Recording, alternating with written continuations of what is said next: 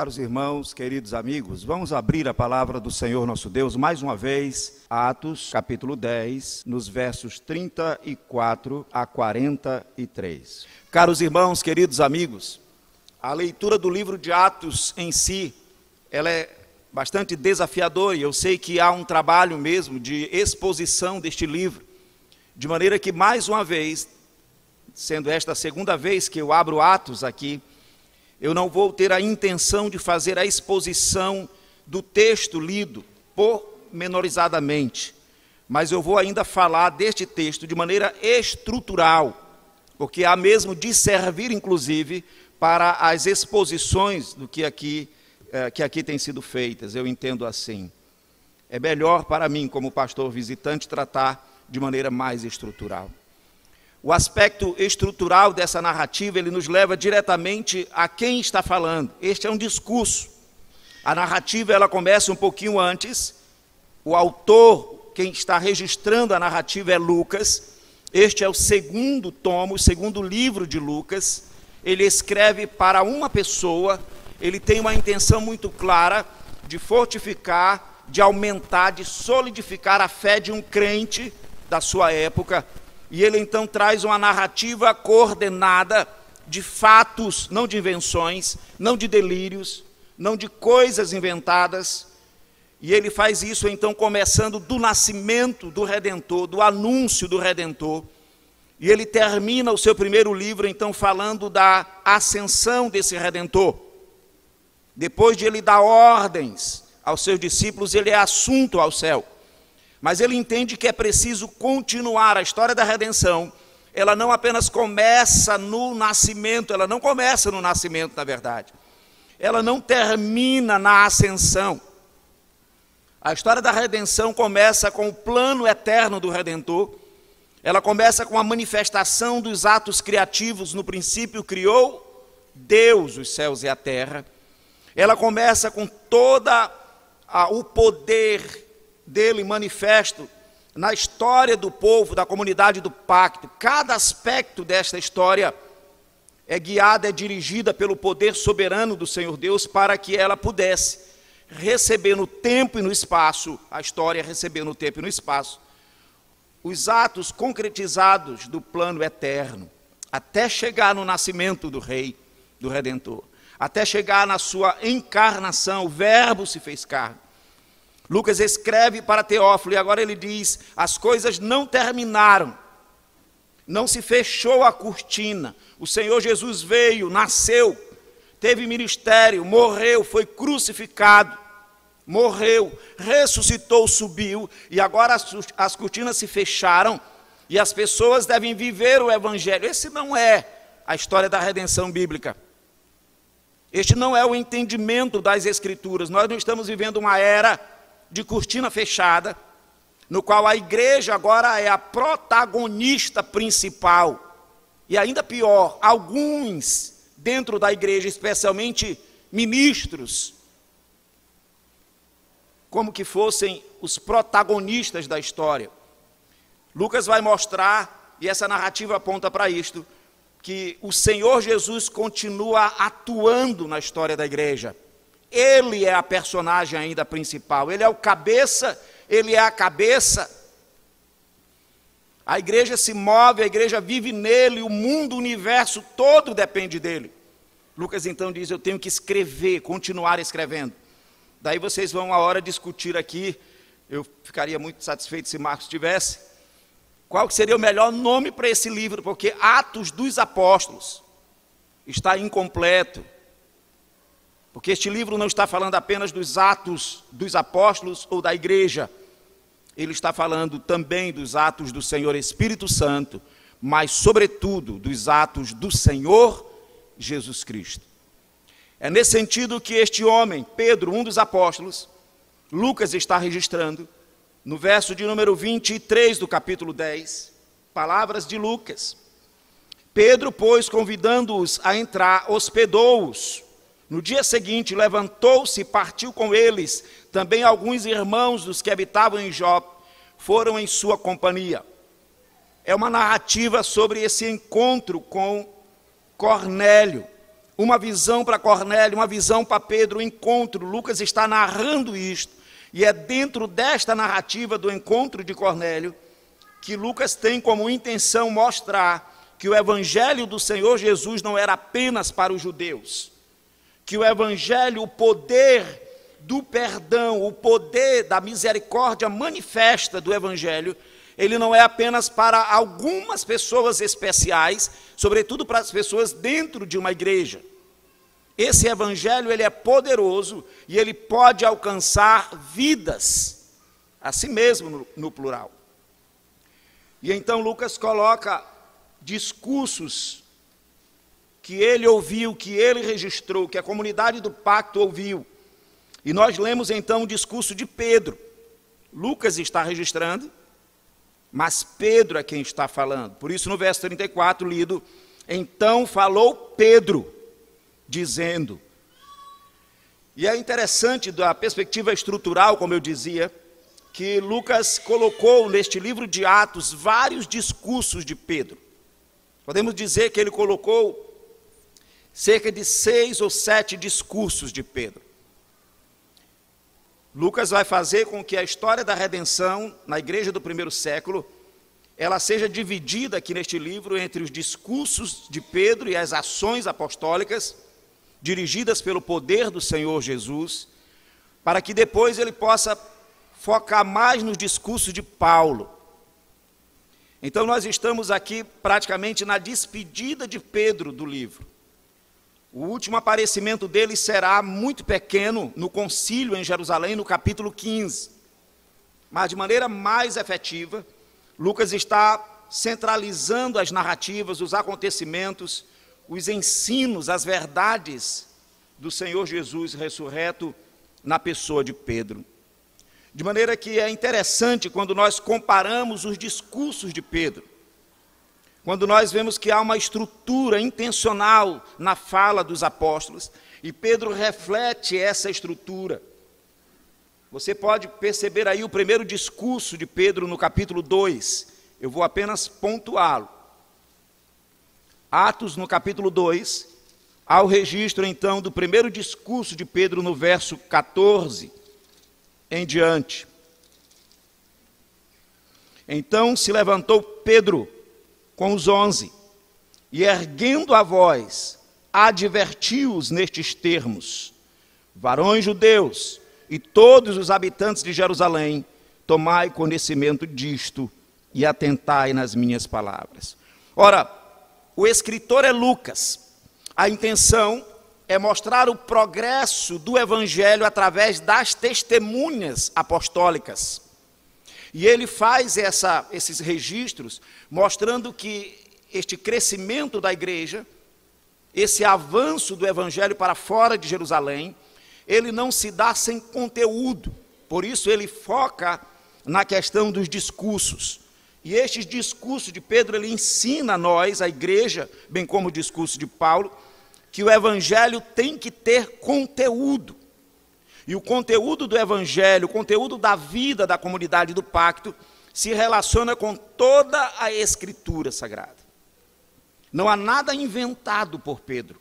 Vocês sabem que é Pedro que vai dizer que o Senhor Deus falou por homens santos, da parte de Deus, movidos pelo Espírito Santo. Nunca, jamais, nenhuma profecia foi dada por vontade humana. Não é assim que ele diz na carta? Lucas está mostrando isso. A comunidade do pacto se desenvolve não a partir de um ministério personalista, não a partir apenas de uma ideia, de uma denominação criada, inventada humanamente, mas alicerçada em toda a história da redenção. Pentateuco, os livros históricos e os profetas. De maneira que quando ele coloca na boca de Pedro, Pedro se levantando e cumprimentando as pessoas, varões judeus, todos os habitantes, e então no verso 15, estes homens não estão embriagados, como vindes pensando, sendo esta a terceira hora do dia, mas o que ocorre é o que foi dito por intermédio do profeta Joel. O que Lucas está fazendo? Mostrando a comunidade do pacto do primeiro século. Ela está tão unida à revelação veterotestamentária, como estava Moisés, como estava Josué, como estavam os profetas, Isaías, Jeremias.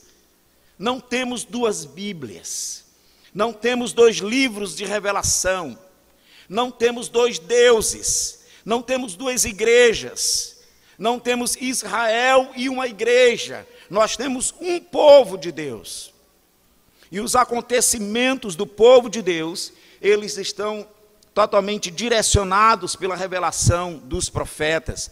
Daí Lucas coloca na boca de Pedro a explicação daquele milagre, daquilo que aconteceu. Está escrito em Joel. O segundo discurso que Lucas registra de Pedro, este foi o primeiro. Nós lemos o quinto, né? O segundo discurso está aí no capítulo 3, no verso 11. Lucas, que é o autor de Atos, ele diz no verso 11 do capítulo 3, apegando-se ele a Pedro e a João, todo o povo correu atônito para junto deles no pórtico chamado de Salomão. Então, no verso 12, à vista disto, Pedro se dirigiu ao povo, mais um discurso, usado pelo autor do livro de Atos, para ensinar Teófilo sobre a história da redenção, sobre a expansão do evangelho para fora de Jerusalém, para mostrar que não há duas Bíblias, de que eles estão compromissados com o mesmo evangelho do Antigo Testamento. E então no verso 12, à vista disto, Pedro se dirigiu ao povo dizendo, israelitas, por que vos maravilhais disto? Ou por que fitais os olhos em nós como se pelo nosso próprio poder ou piedade o tivéssemos feito andar? Este discurso, na verdade, os dois primeiros discursos, eles são trazidos aqui pelo autor Lucas num contexto de milagres. O primeiro deles, eles pregam e as pessoas ouvem na própria língua materna. Ele coloca esse discurso num contexto de explicação. Pedro vai explicar este fenômeno. O segundo discurso, um milagre. Um homem foi curado, houve uma cura milagrosa. Não um truque religioso, não um acordo para que alguém que não tem o problema simule, invente, fabrique, faça uma atuação do milagre. Não é assim. É ato público, notório, a pessoa é conhecida. Não há embuste, não há conchavo, não há acordo, não é feito diante de câmeras que podem ser manipuladas. É feito diante dos olhos nus das pessoas. Este milagre da cura, ele vai desembocar, ele vai levar o autor Lucas a colocar um terceiro discurso. Lucas diz que Pedro teve que explicar esse milagre. E a explicação de Pedro ela é bem diferente dos explicadores de milagres dos dias de hoje. Porque os explicadores de milagres, se houver um milagre no meio da igreja, as pessoas vão querer associar alguém, ao pastor, ao homem ungido, à mulher de fé, a alguém que jejuou. Pedro está fazendo o contrário. O verso 12, ele está dizendo, à vista disto, Pedro se dirigiu ao povo dizendo, israelitas, por que vos maravilhais disto? Ou por que fitais os olhos em nós? Como se pelo nosso próprio poder ou piedade o tivéssemos feito andar. Pedro então tem que dar uma explicação para esse segundo milagre. Esse milagre não foi feito por nós, o primeiro não foi feito por nós, o segundo não foi feito por nós. A comunidade do pacto no primeiro século, ela está totalmente comprometida com o Deus verdadeiro da aliança. Ela não cria, ela não inventa coisas, ela não fabrica pastores, ícones. Ele diz como se pelo nosso próprio poder ou piedade o tivéssemos feito andar. Contudo, eu dizia que este acontecimento, ele vai desencadear o segundo ambiente, o segundo momento, o terceiro, na verdade, ambiente para o terceiro discurso. Eles serão presos. E aí no capítulo 4, então, no verso 8, nós temos o terceiro discurso de Pedro. Capítulo 4, verso 8, Lucas está registrando que eles estão diante do Sinédrio. Pedro e João estão presos por causa daquele milagre, mesmo dando esta explicação.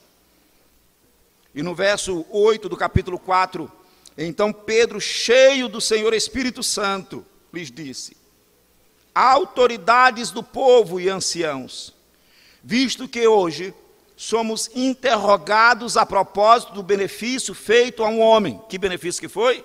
O milagre. Então observem, 3 discursos motivados, ensejados ou acontecidos em circunstâncias de 2 milagres. Lucas está mostrando este avanço do Evangelho. O Senhor Jesus está dirigindo a sua igreja. Não os apóstolos estão criando ou inventando um diário de acontecimentos. As coisas estão sendo dirigidas pelo Senhor ressurreto, assentado, exaltado à destra de Deus.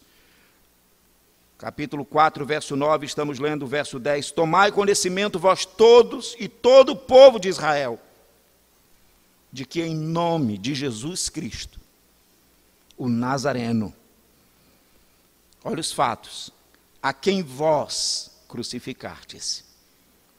Olhem os fatos. E a quem Deus ressuscitou dentre os mortos. Sim, em seu nome é que este está sendo curado perante vós. 3 discursos, 2 acontecimentos de milagres. Dizer 2, né? O primeiro, as línguas. O segundo, a cura. Ele teve que explicar a cura e agora ele tem que dar satisfação porque ele está preso. E então é momento de ele testemunhar. Os 2 últimos discursos de Pedro, dos quais Lucas se valeu e colocou na estrutura de Atos, eles seguem então para o capítulo 5, numa outra circunstância. Atos, no capítulo 5, no verso 29, o contexto é de que eles continuaram a vida depois disto, e que agora os apóstolos fazem muitos milagres, diz o verso 12, muitos sinais e maravilhas eram feitos entre o povo pelas mãos dos apóstolos, mas nós sabemos quem é que está efetuando eles. E então eles costumavam todos se reunir de comum acordo no pórtico de Salomão, e a partir do capítulo 5, verso 17, aí eles serão presos novamente. Então essa circunstância agora é da terceira, o quarto discurso dele é no momento também de prisão. Levantando-se, porém, o sumo sacerdote, verso 17, e todos os que estavam com ele, isto é, a seita dos saduceus, tomaram-se de inveja, prenderam os apóstolos e os recolheram à prisão pública. Todos estão presos. Por causa da pregação, por causa dos feitos que o Senhor Jesus, o Redentor eterno, soberano, ressuscitado, está fazendo no meio da igreja. E então, de maneira muito objetiva, no verso 29, verso 29, só preciso achar aqui. Então Pedro e os demais apóstolos afirmaram: antes, importa obedecer a Deus do que aos homens. O Deus de nossos pais ressuscitou a Jesus, a quem vós mataste, pendurando no madeiro. Deus, porém, com a sua destra, o exaltou a príncipe e salvador, a fim de conceder a Israel o arrependimento e a remissão dos pecados. Neste quarto discurso, eles estão presos. Eles são trazidos à presença das autoridades e eles são intimidados, e alguém vai ordenar para eles para que eles não preguem mais no nome do Senhor. A antítese está se levantando contra a igreja. E a resposta deles é um discurso. Lucas aproveita para colocar esse discurso da boca de Pedro. Ele é a personagem desses primeiros capítulos. Lucas coloca um discurso totalmente cristocêntrico. Lucas lembra que Pedro fala em Cristo, de Cristo, através de Cristo, e de que ele aproveita todas as circunstâncias para falar a respeito dos eventos históricos redentivos. Ele não anuncia um evangelho sem conteúdo. Ele não conclama as pessoas apenas para uma religiosidade, mas ele os chama de fato para realidades redentivas visíveis, que eles testemunharam, concretas, melhor dizendo. Então Pedro, no verso 29, e os demais apóstolos, importa obedecer a Deus mais do que aos homens. E por que importa? Porque já está evidente que nós estamos servindo a um Deus verdadeiro. Já está evidente que o nosso Redentor não foi destruído. Ele foi morto. Mas ele ressuscitou e ele está governando a igreja. É assim que nós testemunhamos. Ele não está no crucifixo. Ele não está apenas nos nossos cânticos, muito bem cantados, graças ao Senhor Deus. Ele não está apenas nas nossas mensagens faladas, poucas faladas, precisamos falar mais. Mas ele está na realidade do dia a dia, ele está no governo da nossa vida. De maneira que nós podemos então contrapor até mesmo uma ordem muito terrível. Não preguem mais neste nome. Saiam daqui sem falar nada. Façam o culto de vocês, se reúnam. Cantem, mas não preguem. Vocês sabem que nós não estamos sobre essa ordem, mas parece que a igreja está. Porque é possível a mocidade se reunir, cantar, comer, sair e não falar nada. É possível que a sociedade mais ativa da igreja, o PH ou a SAF, reúna, pinta, limpe, enfeite a igreja, mas quando sai não fala nada. Não estamos sobre essa ordem. Nós temos em Cristo o poder e a liberdade de pregar, de falar com ousadia, de falar de um Cristo que está conosco no dia a dia, na segunda, não apenas no domingo.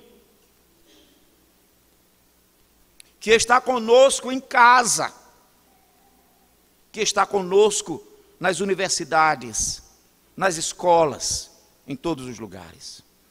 De maneira que ele diz, mais importa obedecer a Deus. Verso 30, o Deus de nossos pais ressuscitou a Jesus. E ele não perde tempo.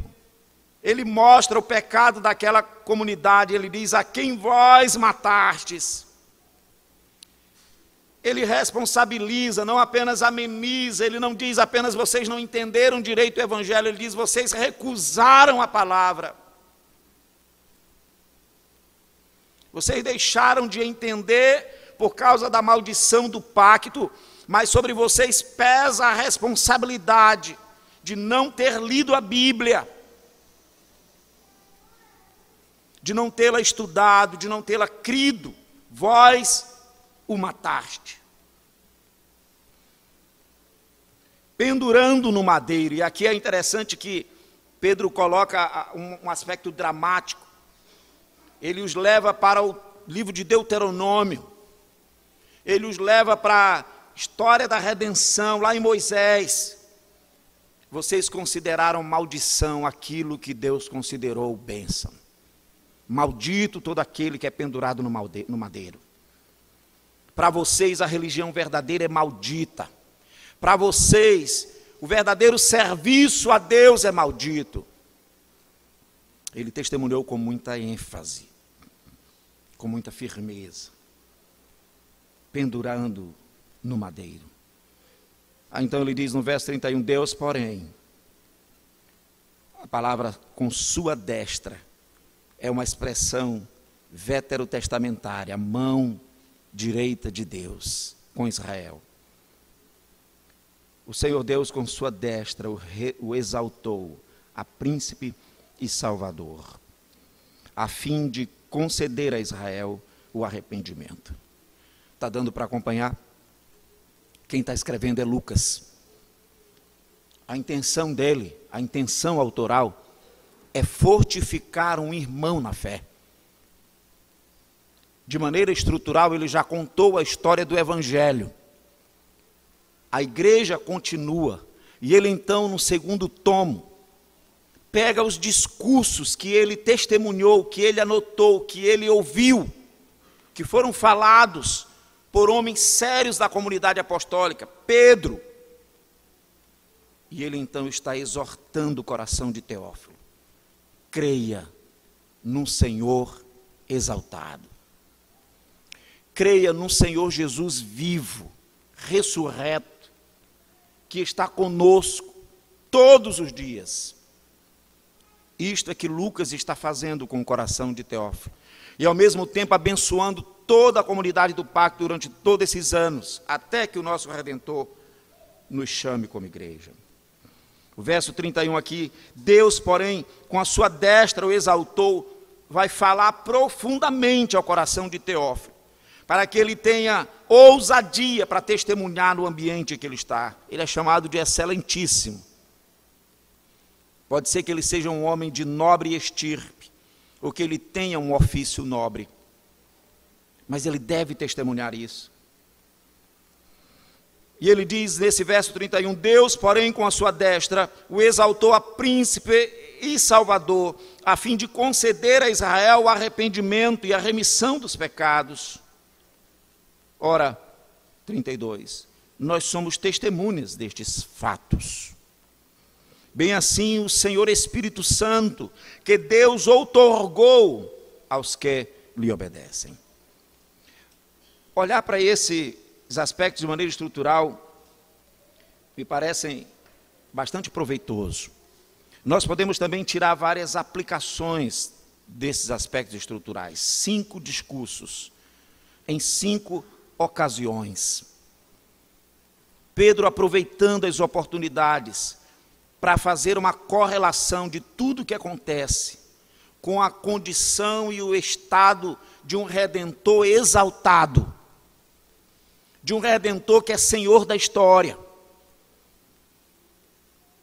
E antes de apresentar esse 5º discurso que foi o lido, nós temos recebido de maneira mais secreta, e muito pouco até, porque eu acho que há muito mais no seio da igreja, homens e mulheres que estão lutando com a sua fé. Nós estamos vivendo dias de um ateísmo secreto no coração, que nos permite cantar, adorar, ir à igreja, mas não crer de verdade. Ao longo desses 45 anos de presbiterianismo na minha vida, pela graça do Senhor, eu pude me encontrar com essa faceta cruel da incredulidade, não apenas em pessoas, mas em mim mesmo. E a preocupação dela existir na minha própria casa, no coração das minhas filhas, no coração da minha esposa querida, mas na minha própria vida.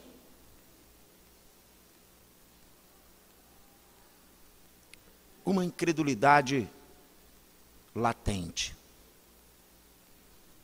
Uma externalidade daquilo que é fé, daquilo que é certo. Eu estou na igreja certa, eu estou cantando certo, eu estou ouvindo certo, mas isso ainda não é a verdade da minha vida, na minha vida. Talvez seja por isso não testemunhar.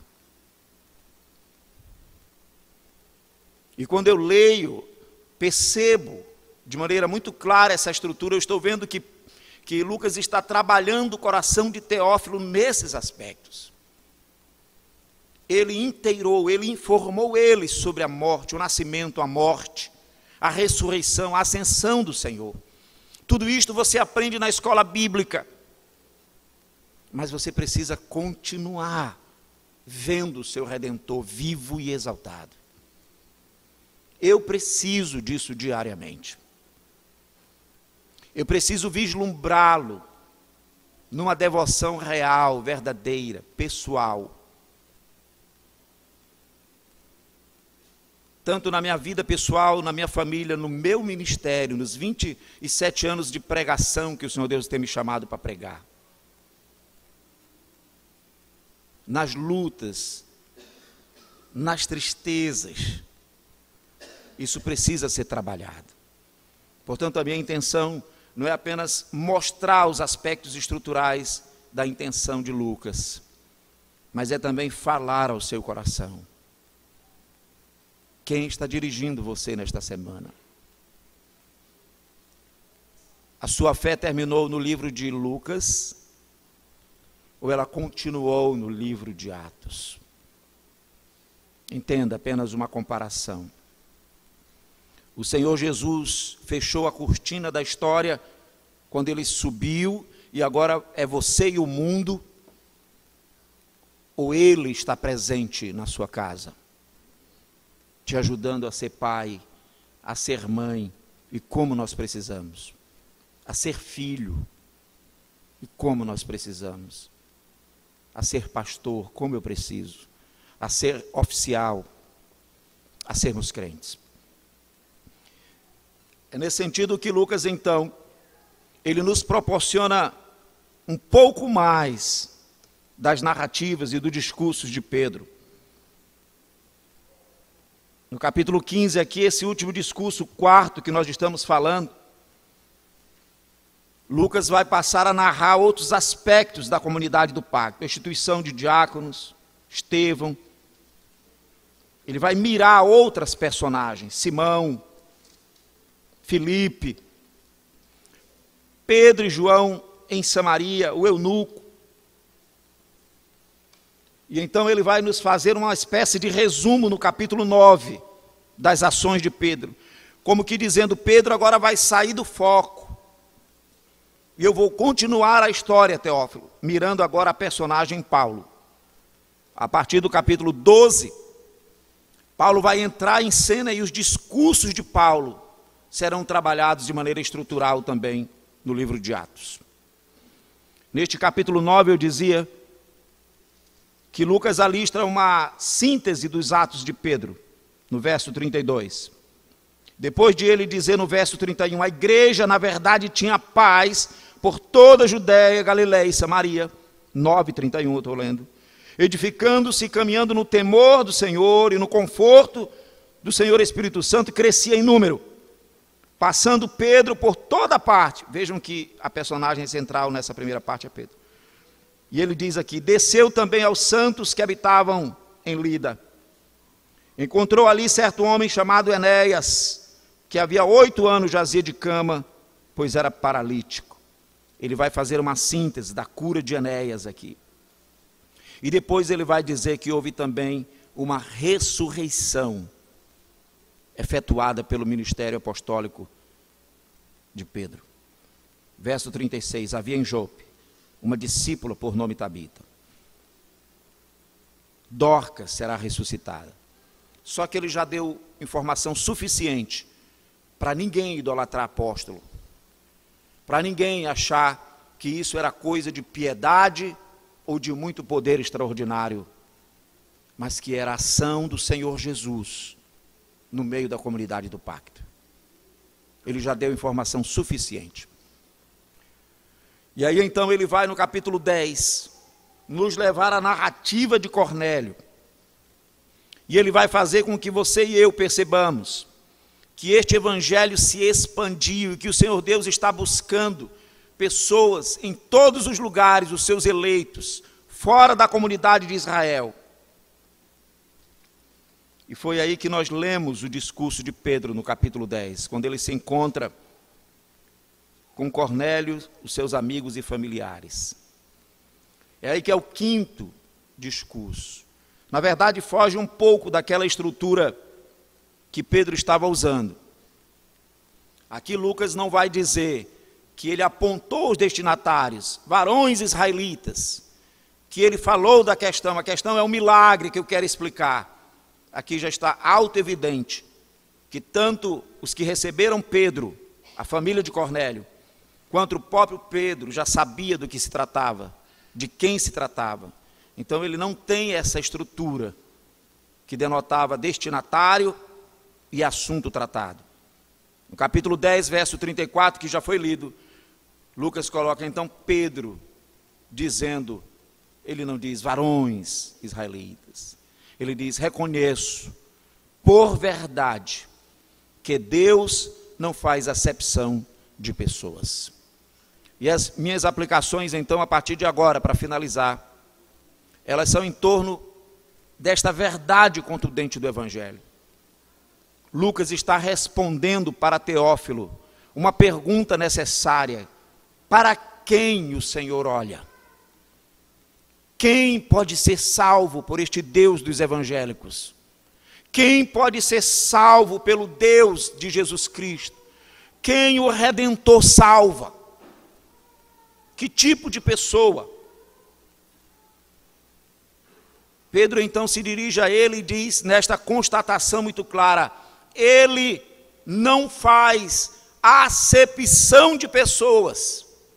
Não há um evangelho direcionado para um tipo, para uma etnia, para um biotipo específico. Ele é o Senhor dos céus e da terra. É nos céus e na terra que ele constituiu os seus eleitos. E a comunidade do povo de Deus, ela é distinta desta forma como os céus e a terra. No verso 35, Pedro diz, pelo contrário, em qualquer nação, aquele que o teme faz o que é justo, lhe é agradável, lhe é aceitável. Esta vai na contramão do entendimento judaico, vai na contramão de toda a tradição, de todo o ensinamento familiar de Pedro, ele que era judeu, que vai ser confrontado aqui com os aspectos cerimoniais, não pode comer isso, não pode comer aquilo. Ele também está sendo confrontado com a dimensão maravilhosa do poder salvífico do Evangelho. O Senhor não salva pessoas mais ou menos depravadas. O Evangelho não é apenas para alguns que têm a capacidade de crer, como eu gostaria de crer como o senhor, pastor. Eu ouço isso há anos. Como eu gostaria de ter essa fé que o senhor tem. Ah, como eu gostaria de ser como esse irmãozinho da mocidade, eu estou citando frase, não é a minha frase. Tão dedicado, lá no fundo discordando, descrendo que aquele irmão é crente de verdade. Como eu gostaria de ter essa fé que vocês mostram. Como eu gostaria de crer desse jeito. Como eu gostaria de ter uma mente fácil de aceitar verdades de pastores, de Bíblia, de igreja, mas a minha mente é um cavalo indomável. Para quem é o Evangelho? Para quem é a verdade da salvação do Cristo ressurreto, exaltado à destra de Deus? Para galileus? Para gente pouco afinada com a filosofia, com a teologia?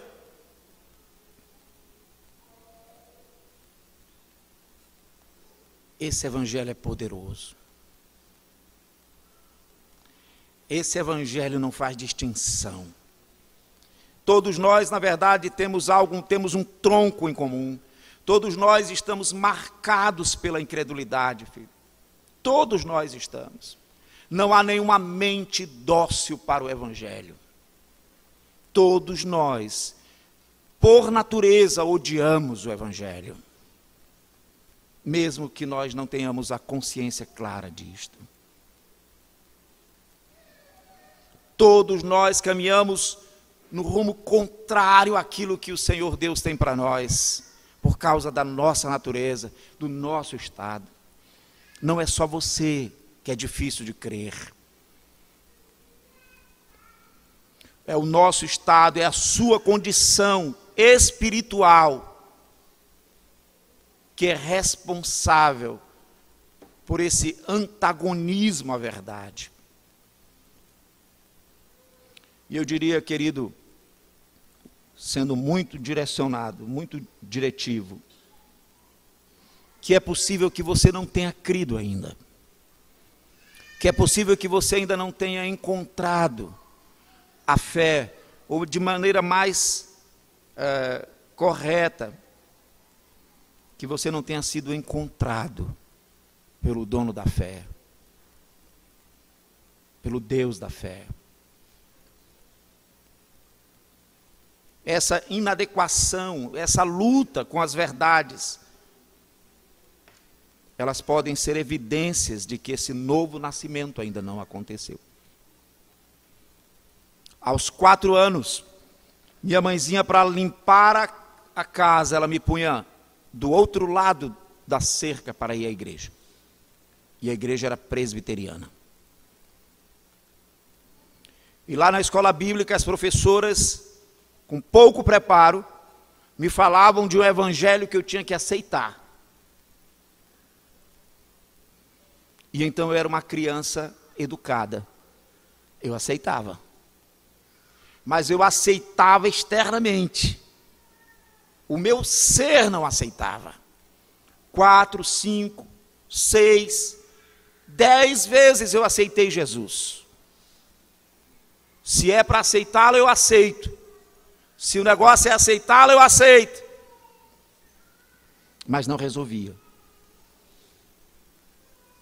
Porque faltava elas me confrontarem com esta verdade. O evangelho do Senhor, ele vem para resolver algo que você não pode resolver.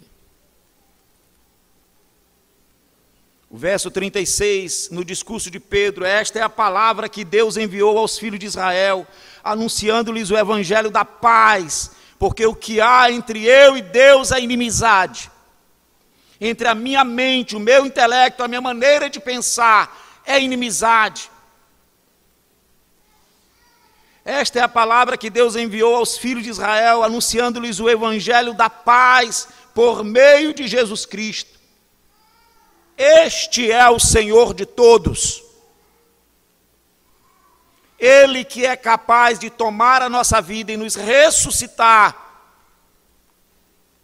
nos transformar de maneira integral, completa. Pedro continua no verso 37, vós conheceis a palavra que se divulgou por toda a Judéia, tendo começado desde a Galiléia, depois do batismo que João preparou. Pedro está apelando para aqueles que testemunharam os fatos históricos. A Bíblia não foi inventada, as histórias não foram criadas pelos apóstolos. O Senhor Jesus andou pelas cidades, pelas regiões. João Batista é personagem histórico conhecido. O batismo dele era conhecido de todos. Como Deus, o Senhor Deus ungiu a Jesus de Nazaré com o Senhor Espírito Santo e com poder, o qual andou por toda parte, fazendo bem e curando a todos os oprimidos do diabo, porque Deus era com ele. Pedro diz: para além da sua luta pessoal, da inimizade que há entre você e Deus, naturalmente, ainda uma antítese fora de você. O mal, ele também conspira contra a tua capacidade de entender Deus, de crer em Deus. O diabo, ele é o adversário da fé.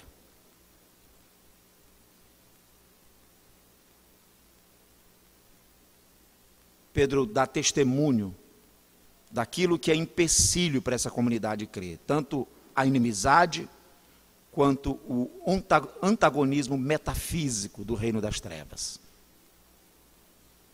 Duas realidades que nós estamos ignorando diariamente. Como se a nossa mente fosse algo de apertar e rapidamente ela crê no que eu quero em relação ao evangelho. E como se não houvesse nada que conspirasse contra. Aos 14 anos, eu parei de ir à igreja. Eu não sou hipócrita. O meu moralismo, a partir de mim mesmo, construído a partir das minhas próprias percepções, entendia que estar dentro da igreja, sem alcançar aqueles níveis de vida que era pregado, aquilo seria uma hipocrisia. E era muito terrível, porque pregação era muito ruim para mim. Eu conseguia ficar até os cânticos, e isso era bom. Mas quando começava a pregação, dava sono e vontade de ir embora. E então eu me afastei da igreja. E depois de afastado por 2 anos, agora eu estava confrontando comigo mesmo, com a incapacidade de voltar. Eu achava que eu podia ir e depois decidir voltar para a igreja. Mas nem para a igreja eu tinha condição de voltar. Aos 18, perto de 18 anos, eu agendava toda semana o meu retorno para a igreja. E não conseguia vir. É para além da minha força. Eu estava escravizado pelo meu pecado e pelo diabo. É isto que Pedro está dizendo. Eu vou parar de fumar no dia tal. Eu vou parar de beber no dia tal. Quando eu decido, eu venho. É mais complexo do que isso. Ele diz, vocês estão lembrando, desde o batismo de João, verso 38, como Deus ungiu a Jesus de Nazaré com o Espírito Santo e com poder, o qual andou por toda parte, fazendo bem, curando a todos os oprimidos do diabo. Era assim que eu me encontrava. Oprimido pelo meu pecado e oprimido pelo diabo. E nós somos testemunhas de tudo que ele fez na terra dos judeus e em Jerusalém, ao qual também tiraram a vida pendurando no madeiro. Aqui está a ênfase e a repetição de Pedro de condená-los, de responsabilizá-los. A este Jesus, a este ressuscitou Deus no 3º dia e concedeu que fosse manifesto, não a todo o povo, mas as testemunhas que foram anteriormente escolhidas por Deus, isto é, a nós que comemos e bebemos com ele, depois que ele ressurgiu dentre os mortos e nos mandou pregar ao povo e testificar que ele é quem foi constituído por Deus, juiz de vivos e de mortos. E é assim que a gente termina essa fala. Lucas está objetivando cuidar do coração de Teófilo. Lucas quer fundamentar um crente na igreja através do Evangelho de Lucas e do livro de Atos. E ele está fazendo isso através dos discursos, estruturalmente, de Pedro, ligado aos acontecimentos, quando o próprio Pedro, o apóstolo, que entendeu os acontecimentos, que testemunhou os acontecimentos históricos redentivos, faz as suas falas, ligando tudo o que acontece a ele a um Cristo ressurreto e redivivo, exaltado. Este é o evangelho que nós pregamos. Um Jesus que é Deus de vivos e de mortos. Observem essa frase. Um Jesus que é Deus. Um Redentor que é Deus. Porque dada a situação nossa, a nossa condição, o nosso pecado, somente um Deus para nos libertar. Por isso você não tem capacidade de crer. Por isso você não tem capacidade de seguir. Ele o constituiu Deus, juiz de vivos e de mortos. É na mão dele que está a salvação. É com ele que está a salvação, com Deus. De maneira que, ao sermos confrontados com a nossa limitação, com a nossa incapacidade de crer, não temos o que fazer.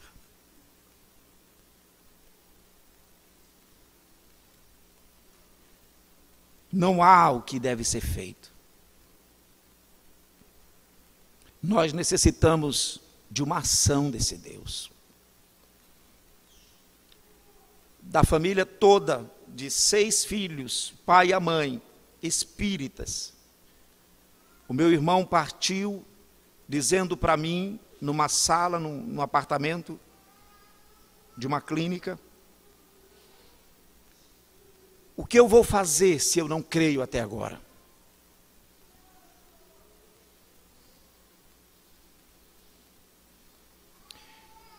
Os últimos dias eu tive o privilégio de estar lá, compartilhar muitos textos, conversar muitas coisas, mas ele sabia que estava se aproximando, estava desfalecendo. Então, no dia da sua morte, ele perguntou para mim como pastor, não como irmão: diga o que eu faço? Ele vai me salvar? Eu não creio.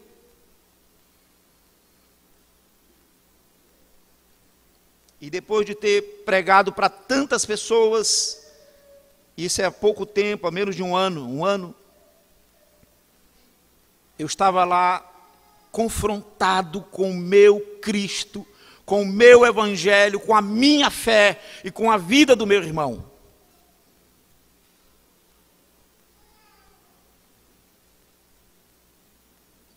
E pela graça do Senhor, eu disse a ele: mano, ele me mandou pregar. Foi o que Pedro disse. Ele nos constituiu testemunhas e disse: preguem para as pessoas e eu vou fazer a obra. Eu vou pregar para você, mano, de novo. É só o que eu posso fazer. É só o que eu posso responder.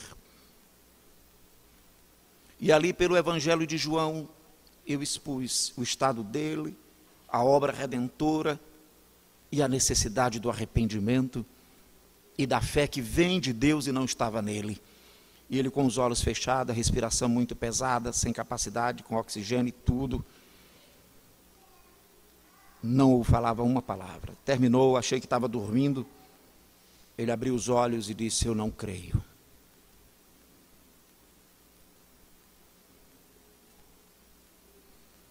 Segurei na sua mão, orei ao Senhor. Precisava de almoço. A filha dele veio para ficar e eu fui almoçar. E enquanto eu fui almoçar, que voltei, ele tinha falecido. Quem é o juiz de todos? É você? É você que decide no último dia? É você que vai dizer sim quando estiver bem pertinho a morte?